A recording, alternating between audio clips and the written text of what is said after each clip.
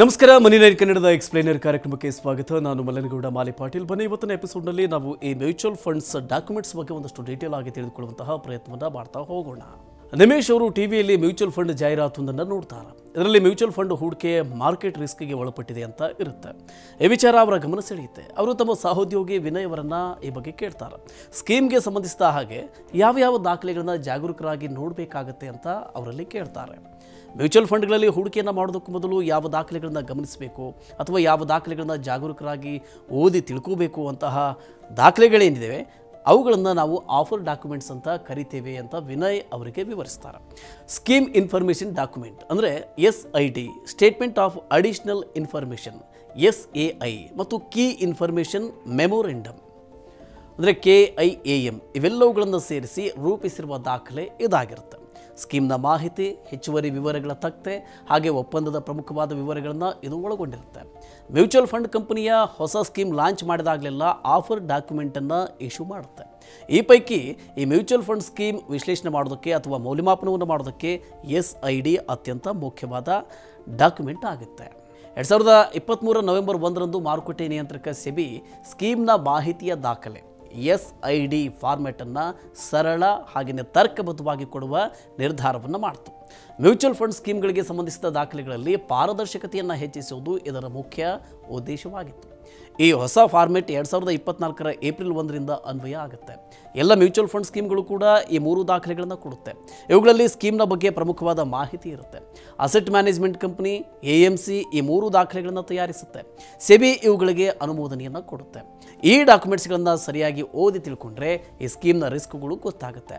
ಹೀಗಾಗಿ ಹೂಡಿಕೆದಾರರು ಮತ್ತು ಸಲಹೆಗಾರರು ಯಾವುದೇ ಹೂಡಿಕೆಯನ್ನು ಮಾಡೋದಕ್ಕೂ ಮೊದಲು ಇವುಗಳನ್ನು ಸರಿಯಾಗಿ ಓದೋದು ಮುಖ್ಯ ಆಗುತ್ತೆ. ಈ ದಾಖಲೆಗಳು AMC ವೆಬ್ಸೈಟ್ನಲ್ಲಿ ಸಿಗುತ್ತೆ. ಮೊದಲು ಈ ದಾಖಲೆಗಳು ಏನು, ಯಾವುದೇ ಮ್ಯೂಚುವಲ್ ಫಂಡ್ಗಳಲ್ಲಿ ಹೂಡಿಕೆಯನ್ನು ಮಾಡೋದಕ್ಕೂ ಮೊದಲು ಇವುಗಳನ್ನು ಅರ್ಥ ಮಾಡಿಕೊಳ್ಳೋದು ಯಾಕೆ ಮುಖ್ಯ ಎಂಬುದನ್ನು ನಾವೀಗ ತಿಳ್ಕೊಳ್ಳೋಣ. ಬನ್ನಿ ನೋಡಿ. ಸ್ಕೀಮ್ ಇನ್ಫಾರ್ಮೇಷನ್ ಡಾಕ್ಯುಮೆಂಟ್ SID ಇದರಲ್ಲಿ ನಿರ್ದಿಷ್ಟವಾದ ಮ್ಯೂಚುವಲ್ ಫಂಡ್ ಸ್ಕೀಮ್ನ ಬಗ್ಗೆ ಪ್ರಾಥಮಿಕವಾದ ಮಾಹಿತಿ ಇರುತ್ತೆ. ಅಂದರೆ ಹೂಡಿಕೆಯ ಉದ್ದೇಶ, ಪಾಲಿಸಿಗಳು, ಅಸೆಟ್ ಹಂಚಿಕೆ ವಿಧಾನ ಅಂದರೆ ಯಾವ ಅಸೆಟ್ ಕ್ಲಾಸ್ನಲ್ಲಿ ಎಷ್ಟು ಹೂಡಿಕೆಯನ್ನು ಮಾಡಲಾಗುತ್ತೆ ಎಂಬ ವಿವರಗಳು ಇರುತ್ತೆ. ಇನ್ನು ಶುಲ್ಕ, ಲಿಕ್ವಿಡಿಟಿ ಸಂಬಂಧಿತ ನಿಯಮಗಳು ಇತ್ಯಾದಿ. ಇದಲ್ಲದೆ SIDಯಲ್ಲಿ load, plans and options, past performance, benchmark, risk factors, fund manager information, risk mitigation provisions ಮೊದಲಾದ ನಿಯಮಗಳು ಈ ವಿವರಗಳಲ್ಲಿ ಒಳಗೊಂಡಿರುತ್ತೆ. ಇನ್ನು ಮ್ಯೂಚುವಲ್ ಫಂಡ್ ಸ್ಕೀಮ್ಗೆ ಸಂಬಂಧಿಸಿದ ಎರಡನೆಯ ಪ್ರಮುಖವಾದ ದಾಖಲೆ ಅಂದರೆ statement of additional information SAI. ಇದು ಮ್ಯೂಚುವಲ್ ಫಂಡ್ ಸ್ಟ್ರಕ್ಚರ್ನ ಕಾನೂನಾತ್ಮಕವಾದ ಮಾಹಿತಿ ಅಥವಾ ಲೀಗಲ್ ಡೀಟೇಲ್ಸ್ಗಳನ್ನು ಕೊಡುತ್ತೆ. ಇದರಲ್ಲಿ ಮ್ಯೂಚುವಲ್ ಫಂಡ್ ಏನೇನು ಒಳಗೊಂಡಿದೆ, ಅದರ ಕಾನ್ಸ್ಟಿಟ್ಯೂಷನ್ ಏನು, ಸ್ಪಾನ್ಸರ್ಸ್, ಅಸೆಟ್ ಮ್ಯಾನೇಜ್ಮೆಂಟ್ ಕಂಪನಿ ಮತ್ತು ಟ್ರಸ್ಟಿ ವಿವರಗಳು ಇರುತ್ತೆ. ಅಸೆಟ್ ಮ್ಯಾನೇಜ್ಮೆಂಟ್ ಕಂಪನಿಯ ಪ್ರಮುಖ ಅಧಿಕಾರಿಗಳು ಮತ್ತು ಸಹವರ್ತಿಗಳ ಮಾಹಿತಿ ಕೂಡ ಇದರಲ್ಲಿರುತ್ತೆ. ಅಂದರೆ ರಿಜಿಸ್ಟ್ರಾರ್, ಕಸ್ಟೋಡಿಯನ್, ಬ್ಯಾಂಕರ್, ಆಡಿಟರ್ ಮತ್ತು ಲೀಗಲ್ ಅಡ್ವೈಸರ್ ಯಾರು ಅನ್ನುವ ಎಲ್ಲ ವಿವರಗಳು ಇದರಲ್ಲಿ ಇರುತ್ತೆ. ಇದರ ಜೊತೆಗೆ ಹಣಕಾಸು ಮತ್ತು ಕಾನೂನಾತ್ಮಕವಾದ ಮಾಹಿತಿ ಕೂಡ ಇಲ್ಲಿ ಇರುತ್ತೆ. ಇನ್ನು ಮ್ಯೂಚುವಲ್ ಫಂಡ್ಗಳಿಗೆ ಸಂಬಂಧಿಸಿದ ಪ್ರಮುಖವಾದ ದಾಖಲೆಗಳ ಮೂರನೆಯ ಭಾಗ ಕೀ ಇನ್ಫಾರ್ಮೇಷನ್ ಮೆಮೊರಾಂಡಮ್.